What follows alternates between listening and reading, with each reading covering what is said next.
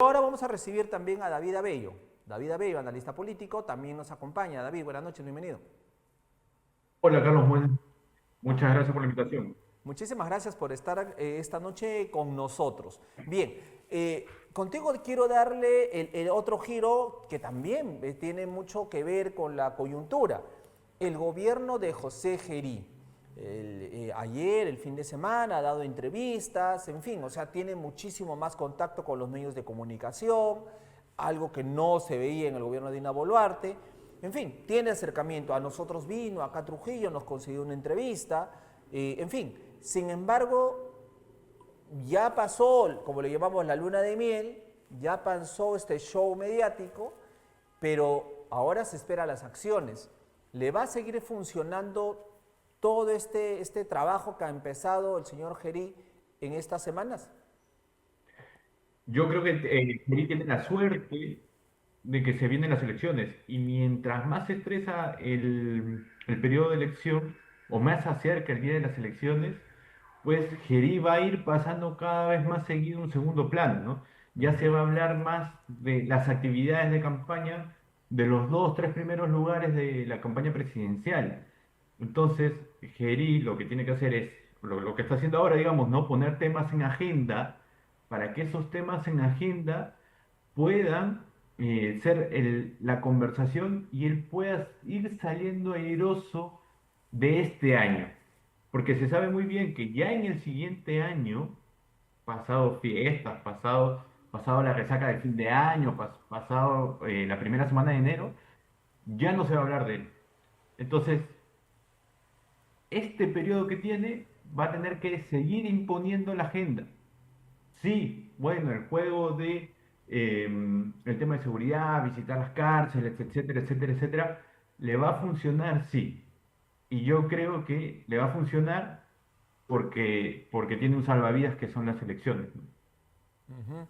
Correcto. Ahora, pero la ciudadanía también va a reclamar resultados en algún momento. O sea, si no baja los índices de criminalidad, como no están bajando, ojo, no están bajando, en Lima no lo están bajando en las estadísticas, si no estabiliza la economía, que son estos dos pilares que él se comprometió, entonces la gente también va a comenzar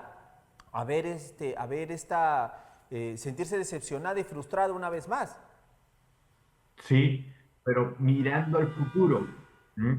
Puede ser que el castigado no sea tanto José Gerí, sino puede ser que el castigado sea el candidato presidencial de Somos Perú.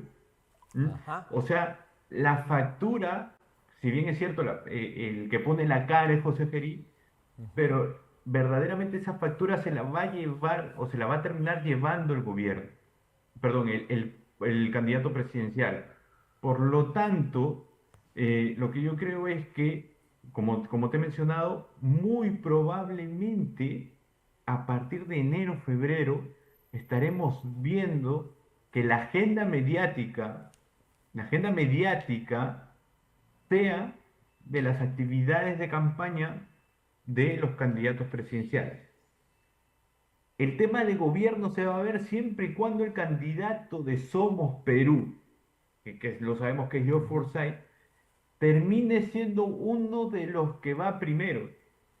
Si no, tampoco se va a hablar tanto de lo que hizo bien o mal José Gerí, sino va a ser un presidente que pasó. Un Correcto. presidente que pasó, que trató de imponer agenda, que le funcionó este tema monotemático de la seguridad ciudadana, porque es así, porque en la comunicación de gobierno o pones la agenda o te imponen la agenda. Acá la agenda era clara que era seguridad ciudadana, entonces había que hablar de seguridad, seguridad, seguridad, seguridad, seguridad, y con ello tratar de disminuir los niveles de negatividad en contra de José Gerí respecto a su intimidad que fue expuesta. Y esa intimidad que fue expuesta, bueno, ya una conversación en un canal de televisión en medios nacionales que hemos visto este fin de semana, etcétera. Entonces la comunicación se está gestionando de esa manera. La gestión, ¿m? Porque hay una brecha entre lo que se dice y lo que se hace, esa brecha no la vamos a saber ahora. ¿Por qué? Porque tiene muy poco tiempo de gobierno y porque tiene la suerte, José Gerí, de tener las elecciones ahora. muy probablemente el 30 de noviembre, que se vence el plazo, que van a ser, perdón, las elecciones internas, ya se estará calentando más la elección. Cuando salgan los candidatos, también se estará calentando más la elección. Entonces, el presidente José Geri puede ser que tenga intentos ahora, pero que realmente tenga una gestión como tal. Primero, no tiene el tiempo y segundo, no sabemos, no vamos a saber bien si esa capacidad de gestión la va a poder mostrar, porque se lo va a comer la coyuntura electoral. Entonces, él va a nadar en la coyuntura electoral. Nosotros hemos estado en un proceso actual electoral en Chile. Hemos asesorado a candidatos en Chile. Lo que vimos es que el presidente ponía una agenda mediática, el presidente Boris ponía una agenda mediática porque iba en contraposición de el candidato presidencial Ujú. José Antonio Kast. Solo de esa manera Boris se hacía visible. Si no, también Boris pasaba desapercibido. Y yo creo que Somos Perú todavía no tiene un peso de mayor del 20%, 30% de la población como para que José Geri ataque a un opositor de Somos Perú. Ujú. Entonces, lo que se plantea acá que es claro, ¿no? Una comunicación a un tema muy preciso, bajar los niveles de negatividad y llegar con más aire posible para que Somos Perú pueda llegar fresco al momento electoral. ¿M? Yo creo que estas son las cartas que se están jugando ahora. Correcto. Ahora, me tengo que ir a una pausa, si me permite, David, y regresamos para seguir conversando de José Gerí y su relación con el Congreso, pero también de Dina Boluarte.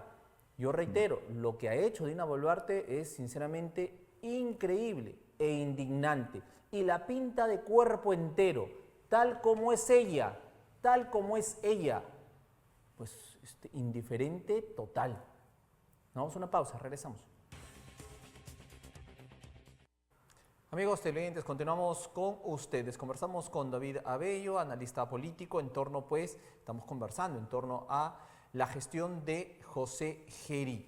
Y justamente, David, nos conversabas de que va a depender mucho de la gestión que haga el señor José Gerí para que de alguna manera impacte directa o indirectamente en el partido que representa, que es Somos Perú. Pero también, a ver, que te lo planteo de esta manera. Muy pocos saben en los peruanos que él representa a Somos Perú, salvo lo que él está manifestando y demás. Los peruanos tienen la percepción que él fue puesto por el Congreso. Y cuando dices Congreso, comienzas a recordar a los partidos que están en ese Congreso. Entonces, ¿cuál va a ser el efecto Gerí? Bancadas en el Congreso, o los partidos en este caso. O sea, yo creo que este desgaste del Congreso, de los partidos que han estado en el Congreso, conjuntamente con Dina Boluarte, que en términos de rentabilidad, mientras ellos tenían una posición con ella, en donde ganaban más de lo que perdían, la mantuvieron, pero cuando comenzaron a perder más de lo que ganaban, la sacaron. Y de esta manera entró José Geri. Yo creo que toda esa mala percepción de la política en general, es una mala percepción de la política en general, que fue atribuida al Congreso por ciertos actos, principalmente por respaldar el gobierno de Dina Boluarte, sí repercute, sí tiene una repercusión que es un terreno fértil para un tipo de discurso. Yo personalmente lo que creo es que mientras más se comienza a calentar el periodo electoral, más se va a hablar de los candidatos que están en primer lugar. Lo insisto. Tienes razón en la premisa. José Geri es presidente de la República y muy poco se sabe que sea de Somos Perú. Yo creo que es así, Carlos. Pero, como te mencioné, él va a pasar inadvertido si es que el candidato de Somos Perú no llega a subir. Si el candidato de Somos Perú llega a subir, José Geri deja de pasar inadvertido para ver cómo va su gestión y criticarlo, o desde Somos Perú, ensalzarlo. Recién ahí, cuando el partido tenga alguna preponderancia. Si es que el partido no tiene ninguna preponderancia, bueno, José Gerí pasará inadvertido George Forsyth, y hablaremos todo el día de los dos primeros o tres primeros lugares de la elección. Eso es lo que va a ser. La percepción del Congreso y de los partidos del Congreso sí ha estado muy golpeada. Yo creo que se nota en las elecciones, se nota en Trujillo mismo el poco respaldo al partido APP, y lo que creo es que se va a jugar el terreno de las elecciones presidenciales en ciertas categorías. ¿Mm? En la categoría de la derecha va a haber partidos que vienen desde la política, que vienen siendo criticados desde la política, como es el caso de Renovación, que pese a tener un gobierno, tiene un 9%. Ahí hablamos de un golpe de la marca también, y del personaje que, pese a tener gran visibilidad y gran nivel de conocimiento, tiene poca intención de voto. Eso, en términos electorales, se llama que tiene poca rentabilidad electoral, y eso es muy peligroso porque ya no tiene margen. Al no Ya. tener margen, me refiero es que mientras más gente lo conozca, más sube la intencionalidad de voto. Y Renovación no tiene, no tiene eso. Pero más allá de Renovación, tenemos de ahí todos los partidos que han estado en el Congreso que no tienen representación. Y de la parte de la derecha, cada espacio libre, que es una derecha que representa sectores más populares, una derecha que representa sectores más conservadores, tenga una representación, está muy poco probable para que sea de los partidos que han estado en el Parlamento. Entonces hay un terreno fértil para que, por esa poca credibilidad en la política y sobre todo los partidos que han estado, puedan representar a sectores de derecha. Pero eso hablando desde la derecha, desde la izquierda también. ¿M? JP no tiene visibilidad ahora. ¿M? Los que más tienen visibilidad desde la izquierda es Alfonso López Chao, y han puesto una figura nueva dentro de Venceremos, si no me equivoco, con Nuevo Perú, ¿no? Venceremos se llama la coalición, con Alatense. Pero hay un terreno fértil para que cualquiera pueda salir, para que cualquiera, ¿m? Sin estrategia, sin nada, pueda salir. Pero el que sepa saber ubicarse en una categoría que represente el sentimiento de los peruanos desde ahí, tiene más posibilidades de crecer electoralmente. Ubicarse en el 5%, 6%, porque para esta elección no se va a necesitar ni el 15% para pasar a segunda vuelta, tal vez menos, mucho menos. Entonces, sí, José Feliz fue puesto por el Congreso, pero acá, como nosotros conocemos a los personajes, los ubicamos. Sí, pues, sí, claro. Pero en general, la percepción que yo veo al ver las encuestas es que están todos hundidos en la misma bolsa. Y la única manera de salir de esa bolsa es identificar a qué sector de la ciudadanía quieres representar primero. Y Ya. para eso se trabaja, hay un trabajo, hay estrategia, etcétera. Pero si no se trabaja igual, yo te digo, Carlos, puede salir cualquiera. Puede salir cualquiera, y esto es muy peligroso para la democracia, para la institucionalidad, etcétera, ¿no? Es, Excelente, excelente. Coincido totalmente contigo por la manera en que lo estás explicando. Ahorita no hay todavía un favorito, no hay partido, ni político, candidato favorito, no existe. Ahí todavía se están chocolateando entre todos. Y veremos qué ocurre. Con las internas creo que ahí va a ser la punto de partida, porque ahí vamos a tener en claro quiénes son ya los candidatos, ¿verdad? Entonces ahí como que va a empezar un poco ya a tratar de posicionarse y ver qué se puede hacer. Pero voy a pasar a otro tema, antes que concluyamos con la conversación. Dina Boluarte. Y tenemos ahí las imágenes, amigos televidentes, David. Dina Boluarte, y reitero y disculpen el término que utilice, pero sinceramente demuestra que es una persona que demuestra, a ver, voy a tratar de ser un poco, no tan duro, ¿no? Pero si es una persona sinvergüenza, pues, o sea, no tiene cara, no tiene sangre en la cara. O sea, sinceramente, disculpen ustedes, pero no tiene sangre en la cara, no tiene, o sea, demuestra una total frialdad, indiferencia, no le interesa nada, no le interesa la opinión pública, lo que piensen de ella, nada. Ha hecho 2 pedidos en las últimas horas, 2 pedidos. Y estos son totalmente contradictorios uno del otro, totalmente una contradicción total. Por un lado, le pide al Congreso que se anule su vacancia. Le dice al Congreso, señores, ustedes me vacaron mal, no me dieron oportunidad de defenderme y por lo tanto ustedes tienen que anular esa vacancia. Y presento mi acción de amparo y devuélveme la presidencia, devuélveme la banda presidencial. Ustedes han ofendido mi honor, han ido contra el debido proceso, han vulnerado mi derecho de defensa. Así que lo único que queda es que esta decisión que ustedes han tomado quede nula, que anulen mi vacancia. O sea, ¿qué quiere retornar a Palacio esta señora o qué cree? Pero dice, oye, no, Irina Boluarte dice después, no, pero en caso la vacancia no me la aprueben, voy a pedir por el otro lado mi pensión vitalicia. O sea, quiere que los peruanos le paguen y le sigan pagando, ¿no?, su pensión. Y ahí lo tenemos, ese es el pedido que ha hecho, ¿no?, para que se le pague una pensión vitalicia como jefa de Estado.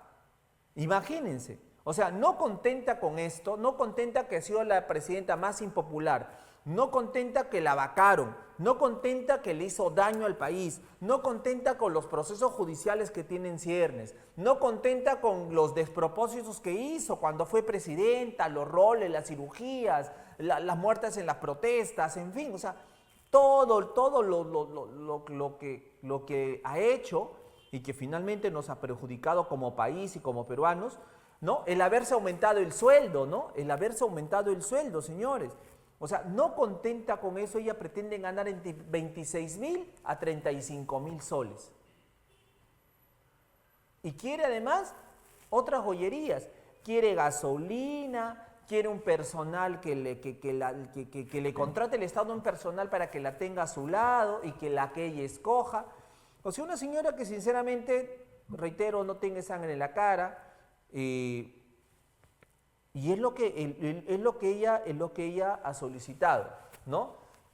Hay que recordar que ella se aumentó el sueldo de 15.600, se lo elevó hasta 35.568.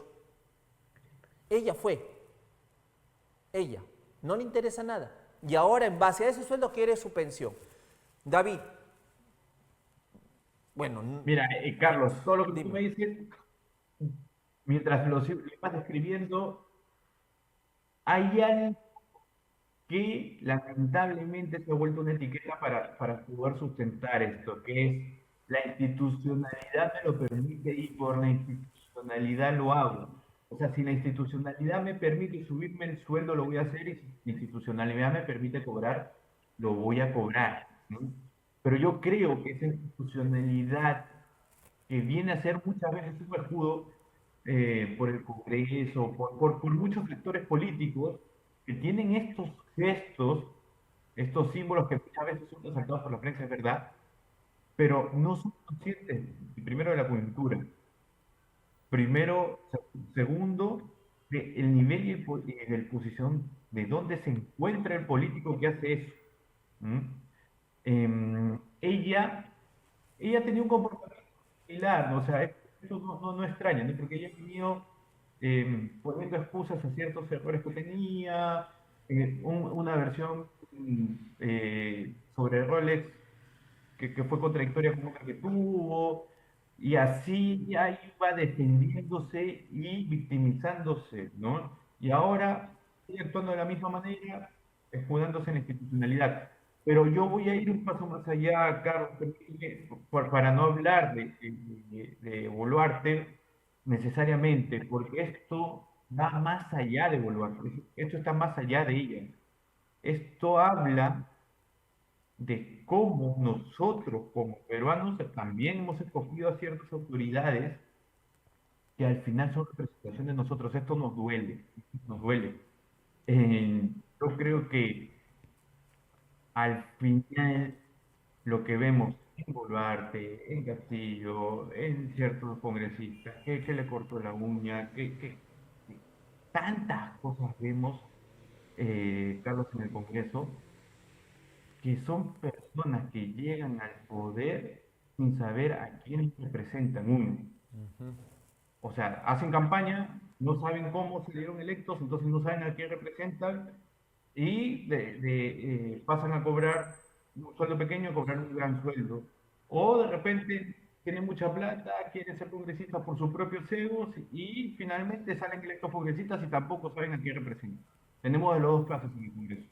Y de acuerdo a eso, lo que ellos dicen, bueno, yo hago mi trabajo y por mi trabajo que hago necesito ciertas comodidades, pero esas comodidades disfrazadas de institucionalidad es lo que va dañando la institución en sí misma. Si acá es al revés el ejercicio, Carlos. Acá lo que se cree, o lo que muchos parlamentarios creen, que haciendo dispositivos para fortalecer, entre comillas, la institución de la República, aumentándole el sueldo, aumentar el presupuesto del Congreso, es igual a generar institucionalidad cuando es todo lo contrario. Yo lo que tengo que hacer para generar la POC, porque en el Perú hay incluso muy poca institucionalidad, y esa poca institucionalidad lo que haces es mostrarle en la cara a la ciudadanía para que digan, mira, encima que hay poca institucionalidad, me disfrazo de institución para poder tener beneficios. Y el ejercicio es completamente diferente.